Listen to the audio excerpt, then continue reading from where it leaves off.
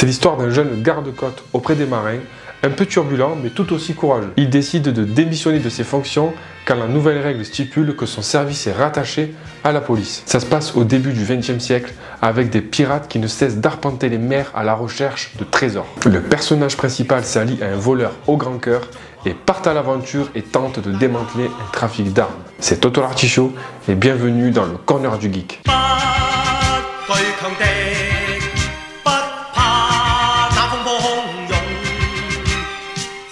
Jackie Chan, acteur, cascadeur, réalisateur, producteur, chanteur, compositeur, chorégraphe, ce gars a bercé mon enfance et est à l'origine de tous mes projets. Le Marin des mers de Chine, ou en anglais Project A, est un film sorti le 22 décembre 1983 à Hong Kong. Et ce film, c'est la référence des films d'action. Jackie Chan, né le 7 avril 1954 à Hong Kong, est un cascadeur qui a fait ses preuves auprès du cinéma hongkongais. Au fil de sa carrière et de ses galères, il a pu monter les échelons et passer au rang de réalisateur. Là, je vous résume sa bio en quelques mots, mais croyez-moi les amis, avant d'être la personne qu'il est actuellement, il a dû en faire des sacrifices. De retour à Hong Kong, après quelques mésaventures aux États-Unis, Jackie voit le verre à moitié plein et décide d'utiliser ce qu'il a appris aux States à propos de son style et de ses objectifs pour le cinéma d'action. Après avoir signé avec un nouveau studio, il décide de partir sur une toute autre voie, plus originale. À cette époque, les films de Jackie Chan se ressemblaient plus ou moins. L'histoire d'un maître excentrique et de son disciple fainéant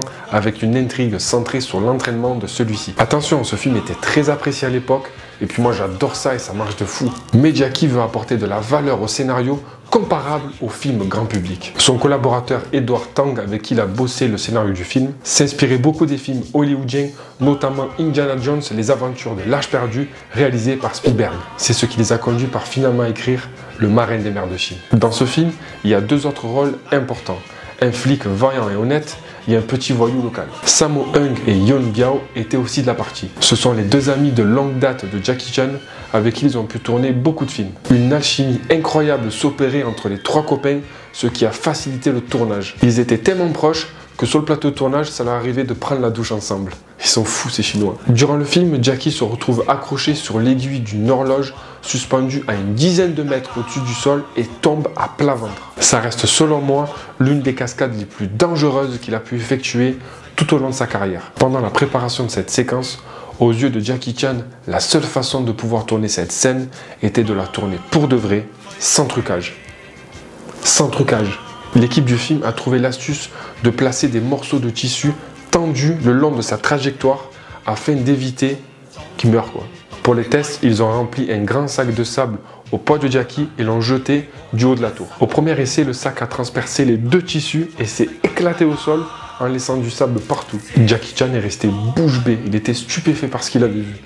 Mais n'oubliez pas, il voit le verre à moitié plein Jackie. Il s'était dit que les draps n'étaient pas assez tendus et qu'il fallait arranger ça.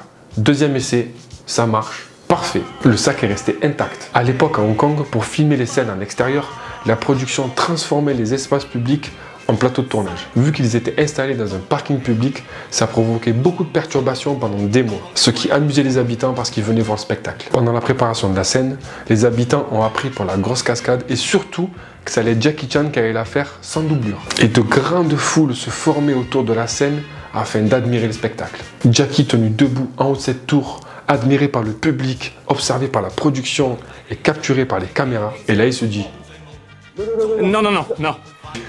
Pas aujourd'hui, c'est pas aujourd'hui que ça se passe. Il se caguait dessus. À chaque fois que la prod préparait le setup pour la cascade, son cœur battait à 2000, il se chiait dessus. Il regardait le sol du haut de cette tour et se disait si je saute un poil plus loin, c'est fini pour moi. À chaque fois qu'il se rapprochait du bord, il s'imaginait ce sac de sable s'exploser au sol. Lors de sa première tentative, son équipe l'a aidé à sortir par la petite fenêtre pour s'accrocher à la petite aiguille de l'horloge. Avant même que les caméras enregistrent, il était tétanisé. Il n'arrivait plus à bouger. Et il a tout de suite dit à son équipe de le ramener à l'intérieur. Ses producteurs étaient sur le plateau de tournage et lui ont fortement conseillé de ne pas effectuer la cascade. L'un des producteurs, Léonard Ho, lui a même dit qu'il était chaud pour prendre une doublure. Et Jackie lui répond que les doublures, c'est aussi des êtres humains et eux aussi, ils auront peur. C'est pas beau ça. Un jour, les lumières n'étaient pas bonnes, et un autre jour, le ciel était trop gris, puis un autre jour, le soleil n'était pas bon. Jackie se donnait toutes les excuses du monde pour ne pas faire la cascade, et ça a duré 6 jours. Et vu que c'était le réalisateur, personne n'avait son mot à dire, il faisait ce qu'il veut. Nous voici le 7e jour de tournage, Jackie monte en haut de cette tour, regardant le vide, et se chie dessus. Mais la lumière du soleil était parfaite. Sammo Hung arrive sur le plateau de tournage et l'observe d'en bas en le voyant encore hésiter. Il lui crie dessus en lui demandant combien de temps il allait attendre avant de se décider enfin à sauter. Et là il lui dit « Tu vas la faire cette scène, on ne peut se garer nulle part et j'ai dû venir à pied jusqu'ici. » Et Jackie lui répond avec un ego surdimensionné « Mais vu que t'es là toi, et si c'était toi le réalisateur, prends les caméras et filme cette scène s'il te plaît. » Il faut pas le chauffer le petit Sammo, hein. Ni une ni deux, il attrape une caméra et se tourne vers son équipe en leur disant de se tenir prêts. Les 4 caméras enregistrent et là Sammo lui fait comprendre que ça y est, ils sont prêts, il faut le faire. Et là Jackie fait quelque chose d'extrêmement courageux ou alors totalement inconscient. Il dit à son équipe de ne pas l'aider à remonter par la fenêtre au cas où s'il se chie dessus. Il attrape sa petite aiguille et se suspend au-dessus du vide, de plus d'une dizaine de mètres. Si vous regardez la scène de plus près, il s'accroche désespérément de l'aiguille et la lâche d'épuisement. Tout était vrai, il n'y a aucun jeu d'acteur, c'était vraiment ces émotions qu'il faisait ressentir à la caméra. Quand il a entendu « action », Jackie est resté accroché jusqu'à qu'il n'ait plus de force. Et là, il lâche.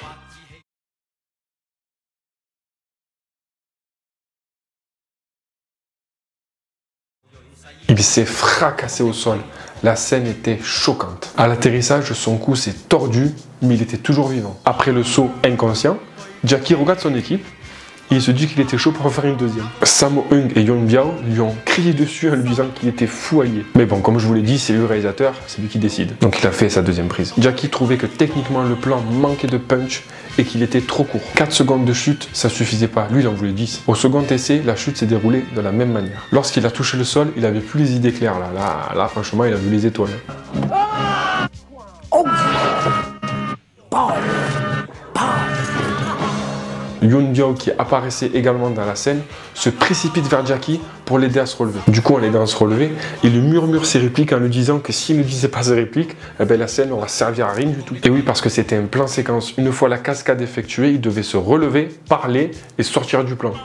Le film est sorti à l'international et a connu un immense succès. Jackie et ses amis ont fait preuve d'audace et d'innovation et ont défini une nouvelle tendance pour les films de Kung-Fu. Ce qu'il faut retenir de Jackie Chan, c'est que quel que soit le danger, il réalise toujours lui-même ses cascades et ne fait appel à aucune doublure. C'est ce qui lui a permis de se démarquer des autres. Et à ce jour, il est connu pour ça. On ne peut qu'apprécier une œuvre quand on sait qu'il risque sa vie pour nous en mettre plein la vue. Et voilà les amis, c'est la fin de cette vidéo. J'ai vraiment pris du plaisir à la préparer et à la tourner parce que je suis extrêmement fan de Jackie Chan. Voilà la preuve sur mon t-shirt. Donc si ça vous a plu, venez bastonner un gros pouce bleu en l'air. On se dit à la semaine prochaine pour une nouvelle vidéo. C'était Toto l'Artichaut. Heureux de vous avoir diverti. Ciao. 心中緊記，隆重東方的威風。